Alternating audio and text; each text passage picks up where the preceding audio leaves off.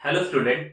आज हम देखने वाले हैं मैथ्स 2 ट्वेल्थ स्टैंडर्ड चैप्टर 1 से लेकर चैप्टर 4 तक का रैपिड रिवीजन।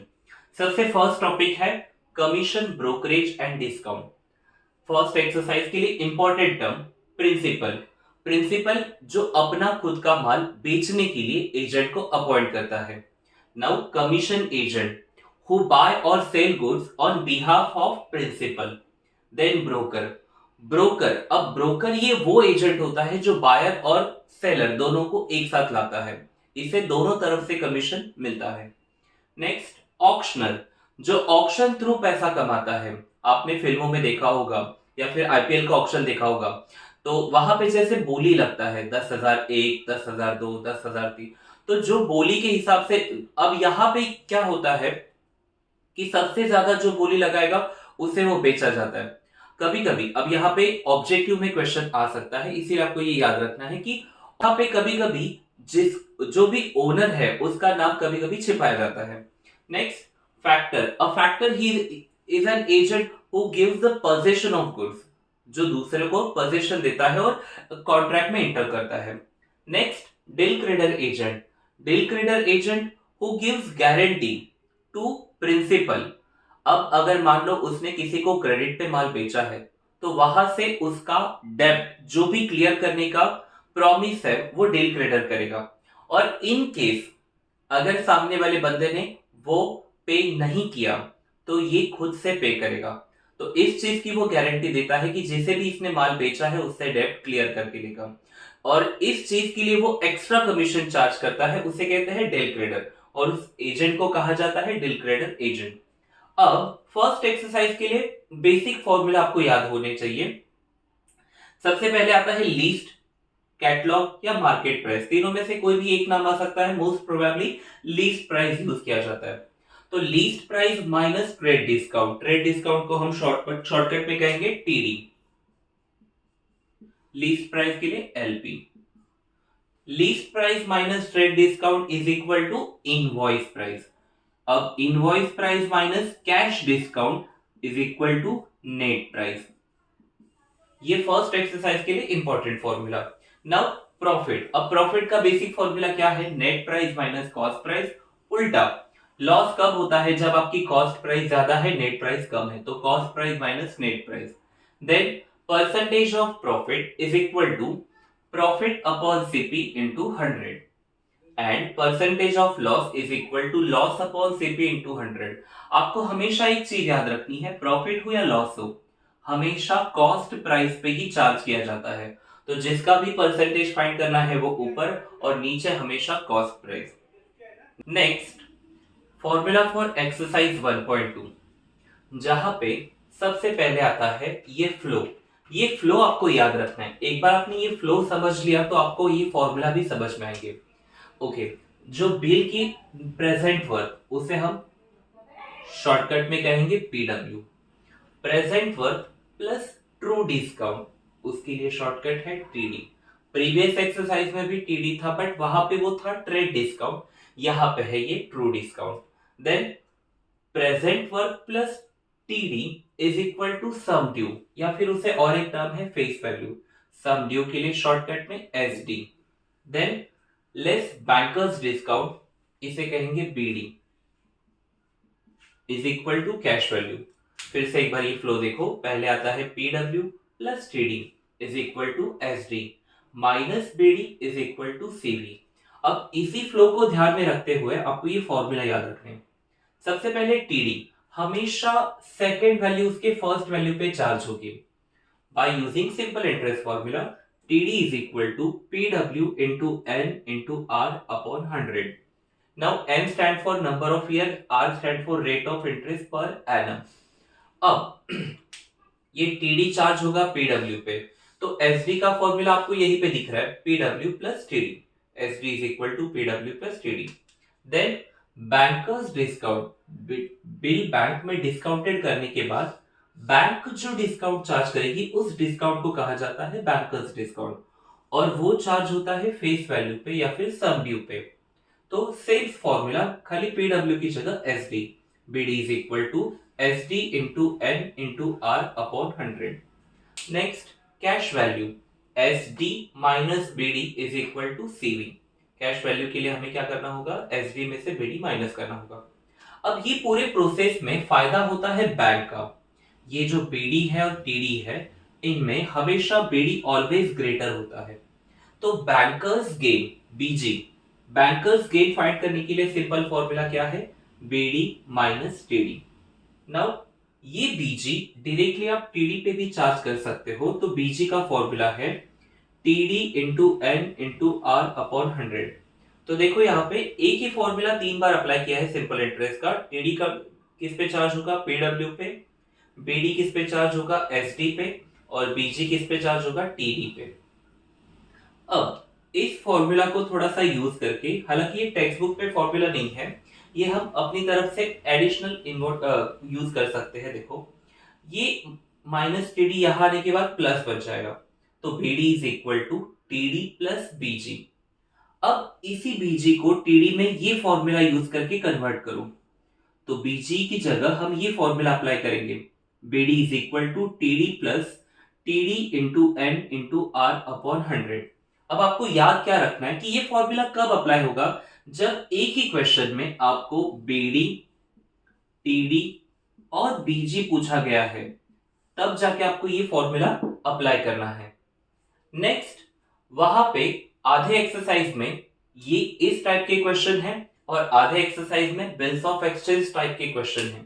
अब उसका एक फिक्स फॉर्मेट आपको याद रखना है। अगर आप ये फॉर्मेट बाहर कर लेते हो या फॉर्मेट को याद कर लेते हो प्रॉपरली, तो इसी फॉर्मेट में आपको वैल्यू पुट करके आंसर फाइंड करना है। जैसे कि पहले शुरुआत होगी face value of the bill, next rate of interest, date of drawing question में दिया रहेगा, then period of the bill month में दिया रहेगा, उसमें मंथ ऐड करके सेम डेट पे आपको मंथ खाली ऐड करने हैं, डेट सेम रहेगा, आपको पहले मिलेगा नॉमिनल ड्यू डेट। अब नॉमिनल ड्यू डेट के बाद आपको 3 दिन का ग्रेस पीरियड, याद रखो 3 दिन का ग्रेस पीरियड ऐड करके आपको क्या मिल जाएगा, legal due date. Now date of discounting, अब डेट ऑफ डिस्काउंटिंग ये भी आपको क्वेश्चन में दिया रहेगा। अब बैंक के पास बिल कहां से है, डेट ऑफ डिस्काउंटेड से लेकर लीगल ड्यू डेट तक। तो बैंक जो भी डिस्काउंट चार्ज करेगी वो इस पीरियड पे चार्ज करेगी। तो हमें वो फाइंड करना है, number of days from date of discounted to legal due date. अब ये मैंने बस एक फॉर्मेट की तरह लिखा है, एग्जैक्ट जान से नहीं। जो भी आपका डेट ऑफ डिस्काउंटेड मंथ है वहां से ये शुरू होगा, कहां तक, लीगल ड्यू डेट तक। आपको हमेशा फर्स्ट मंथ और लास्ट मंथ पे फोकस करना है। फर्स्ट मंथ का जो भी डेट है, मतलब डेट ऑफ डिस्काउंटेड मान लो 14 अप्रैल है, तो आपको पहले ये खुद से पूछना है कि अप्रैल में टोटल डेज कितने होते हैं। तो अप्रैल में टोटल डेज होते हैं 30, उसमें से ये 14 माइनस करो, बच जाएगा 16। तो यहाँ पे आपका जो भी है वो 16 आ जाएगा यहाँ पे। और लास्ट डेट के लिए आपको क्या लिखना है, ये जो आपका लीगल ड्यू डेट यहाँ पे जो भी रहेगा वो, मान लो आपका लीगल ड्यू डेट है 25 सितंबर, तो जो भी आपका यहाँ पे मान लो सितंबर है, तो यहाँ पे 25 जो डेट है वो एज इट इज। यहाँ के टोटल डेज यहाँ पे आपको लिखने हैं total days. Now n is equal to, यहाँ पे जो भी आपके टोटल डेज आएंगे वो यहाँ पे लिखेंगे। अब डेज को ईयर में कन्वर्ट करना है, क्योंकि आपने पहले ही लिखा है n ईयर में होगा, r परसेंटेज पर एनम में होना चाहिए, तो उसे 365 से डिवाइड करो। अब एक बेसिक चीज याद रखो, यहाँ पे जो भी डेज आएंगे वो आइदर 5 से डिवाइड होगा या फिर 73। ऐसा क्यों मैं बोल रहा हूं, क्योंकि 365 से डिवाइड होने वाले ये दो ही नंबर है, आइदर 5 या फिर 73। और अगर मान लो यहाँ पे डिवाइड नहीं होता तो फाइनल यहाँ पे डिवाइड हो ही जाएगा, सिंप्लीफाई करके आपको आंसर मिल जाएगा। अब देखो बीडी का फॉर्मूला पहले भी हमने लिखा है, S D into N into R upon 100। यहाँ पे बीडी का फॉर्मूला है F V into N into R upon 100। बस एस डी की जगह यहाँ पे एफ वी का फुल फॉर्म क्या है, face value. Face value use करके आप, और अगर आगे आपको कैश वैल्यू पूछा है तो ये वाला फॉर्मूला अप्लाई करके आप क्या फाइंड कर सकते हो, कैश वैल्यू। ये आएगा 4 मार्क्स के लिए क्वेश्चन। अब देखते हैं हम सेकेंड टॉपिक का rapid revision. Chapter number 2, insurance and annuity, for exercise 2.1। अब देखो इंश्योरेंस एंड एन्युटी दो हिस्सों में ये पूरा चैप्टर बटा है। Exercise 2.1 only based on insurance, exercise 2.2 based on annuity. First, insurance. There are two types of insurance, life insurance and general insurance. अब देखो जनरल इंश्योरेंस की बेसिक सी डेफिनेशन है, general insurance who cover all except life. Life छोड़ के जिस सभी का इंश्योरेंस किया जाता है उसे जनरल इंश्योरेंस में गिना जाता है। बेसिकली आपको ये तीन टाइप के क्वेश्चन आएंगे, fire insurance, accident insurance, marine insurance. Fire insurance आग लगने के बाद जो इंश्योरेंस कवर किया जाएगा वो। एक्सीडेंट यहाँ पे लाइफ और प्रॉपर्टी दोनों का इसमें इंक्लूड है। मरीन जब आप वाटर वे आपका है और तब जो इंश्योरेंस किया जाता है, अब मान लो वहां पे कोई एक्सीडेंट होता है तो उसमें जो कवर किया जाता है उसे मरीन इंश्योरेंस कहते हैं। अब आपको बेसिकली इंश्योरेंस के लिए ये फ्लो याद रखना है। ये फ्लो आपके बहुत सारे क्वेश्चंस को सॉल्व कर देगा। फ्लो के हिसाब से सबसे पहले क्या आता है, प्रॉपर्टी वैल्यू। प्रॉपर्टी वैल्यू पे चार्ज किया जाता है पॉलिसी वैल्यू। अब पॉलिसी वैल्यू आइदर आपको परसेंटेज में दिया जाएगा या फिर रेशो में दिया जाएगा या फिर डायरेक्टली रुपीज में दिया जाएगा।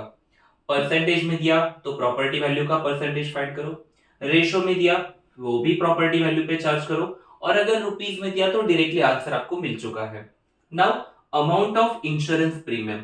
अब प्रीमियम होता क्या है, जब किसी भी आप चीज का इंश्योरेंस इंश्योरेंस निकालते हो तो इंश्योरेंस कंपनी को एवरी ईयर जो आप इंस्टॉलमेंट पे करते हो उसे कहते हैं इंश्योरेंस प्रीमियम, और ये चार्ज किया जाता है पॉलिसी वैल्यू पे। पॉलिसी वैल्यू किस पे चार्ज किया जाता है, प्रॉपर्टी वैल्यू पे।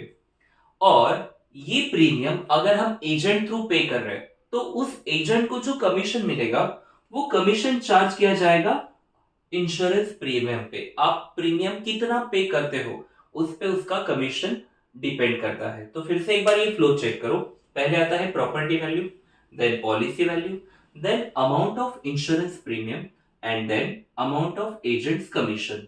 अब इस एक्सरसाइज के लिए बेसिकली ये दो फॉर्मूला, दो भी नहीं ज्यादा से ज्यादा आपको क्लेम का फॉर्मूला अप्लाई करना है। क्लेम का फॉर्मूला क्या है, देखो policy value upon property value into loss. जो भी आपका लॉस हुआ है उस पे policy value upon property value का रेशो, इससे मल्टीप्लाई करके आपको क्या मिल जाएगा, claim. Now rate of premium, एक क्वेश्चन है उसी में ये अप्लाई होता है कि अगर आपको प्रीमियम का रेट नहीं दिया है बट आपको अमाउंट ऑफ प्रीमियम पता है, तो रेट ऑफ प्रीमियम फाइंड करने के लिए फॉर्मूला क्या है, amount of premium upon policy value into 100। Upon policy value क्यों, क्योंकि हमने चेक किया प्रीमियम किस पे चार्ज किया जाता है, पॉलिसी वैल्यू। और इनटू 100 क्यों, क्योंकि आप क्या फाइंड कर रहे हो, रेट। तो आपका जो भी आंसर है वो किस में मिल जाएगा, परसेंटेज में। नेक्स्ट फॉर एक्सरसाइज 2.2, जहां पे बेसिकली हमें सीखना है एन्युटी के बारे में। There are two types of annuity, annuity immediate, annuity due. Annuity immediate का और एक नाम है वो है ऑर्डिनरी एन्युटी। अब दोनों में बेसिक डिफरेंस क्या है, यहां पे पेमेंट होता है एट द एंड, यहां पे पेमेंट होता है at the beginning. Now immediate annuity और एन्युटी ड्यू वैसे तो आपको समझ में आएगा क्वेश्चन रीड करने के बाद, लेकिन अगर क्वेश्चन में लैक ऑफ इंफॉर्मेशन, मतलब वहां पे कुछ लिखा ही नहीं है इमीडिएट है या ड्यू है, तो वो आपको इमीडिएट एन्युटी में ही काउंट करना है। अब बेसिक उसके चार फॉर्मूला है। सबसे पहले आता है ए स्टैंड फॉर एक्यूमुलेटेड वैल्यू या फिर फ्यूचर वैल्यू। फॉर्मूला है सी upon I in bracket 1 plus I raised to n minus 1, where C stand for annuity। जो भी आप particular fixed payment every year, every month, every quarter या every half yearly पे कर रहे हो उस fixed amount को कहा जाता है C। Then I stand for rate of interest। आपको जो भी rate of interest दिया गया है उससे 100 से डिवाइड करो, ये है I का formula, I is equal to R upon 100। Then formula फिर से एक बार चेक करो, a is equal to C upon I in bracket 1 plus I raise to n minus 1। अब ये जो वैल्यू है वो क्वेश्चन में आपको दिया रहेगा। Then present value p, same format c upon n, ये सीक्वेंस उल्टा कर दो, पहले 1 minus 1 plus I raise to minus n, अब यहाँ पे भी जो वैल्यू है रेस टू माइनस एन, वो हम खुद से निकाल ही नहीं सकते, वहां पे आपको क्वेश्चन में गिवन में मिल जाएगा। Third, a is equal to p in bracket 1 plus I raised to n. Now 1 upon p minus 1 upon a is equal to I upon c. ये किसके फॉर्मूला है? इमीडिएट एन्युटी के। पहले एक्यूमुलेटेड वैल्यू का, फिर present value का, then accumulated और present value अगर एक ही क्वेश्चन में आता है तो a is equal to p in bracket 1 plus I raise to n, और एक्यूमुलेटेड वैल्यू, प्रेजेंट वैल्यू और एन्युटी तीनों अगर एक ही क्वेश्चन में आते हैं तो ये वाला फॉर्मूला अप्लाई करना है, 1 upon p minus 1 upon a is equal to I upon c। Next annuity due. अब अगर ये चार फॉर्मूला आपने फिक्स कर दिए, बाहर कर दिए, तो सेम फॉर्मेट आपको अप्लाई करना है। डिफरेंस क्या है वो मैं बता देता हूं। a की जगह a डैश, p की जगह p डैश, और सेम फॉर्मूला में जहां जहां पे c है वहां पे आपको 1 प्लस आई से मल्टीप्लाई करना है। चेक करो, एन्युटी ड्यू जहां पे पेमेंट होता है at the beginning, a dash is equal to c in bracket 1 plus I upon I in bracket 1 plus I raise to n minus 1। p dash का formula है c in bracket 1 plus I upon I in bracket same 1 minus 1 plus I raise to minus n।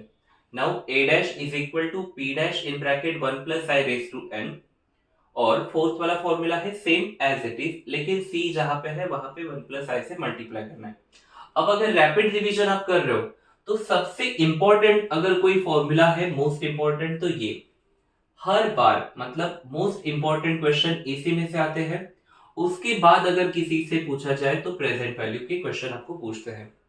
तो ये था chapter 1 and 2 का rapid revision. Same way हम chapter 3, chapter 4, chapter 5, chapter 6, chapter 7 ऐसे दो दो हिस्सों में हम आगे की वीडियो बनाएंगे। आपको ये हमारा वीडियो कैसा लगा कमेंट में बताएं। इसके अलावा अगर आपको कोई और टॉपिक पे वीडियो चाहिए तो वो बताइए, और ऐसे ही वीडियो पाने के लिए हमारे चैनल को सब्सक्राइब कीजिए, अपने दोस्तों को शेयर कीजिए, और कोई भी आपको डाउट हो तो वहां पे इंस्टाग्राम हैंडल दिया गया है, आप वहां पे अपना मैसेज करके क्वेश्चन पूछ सकते हो। Till then, thank you very much.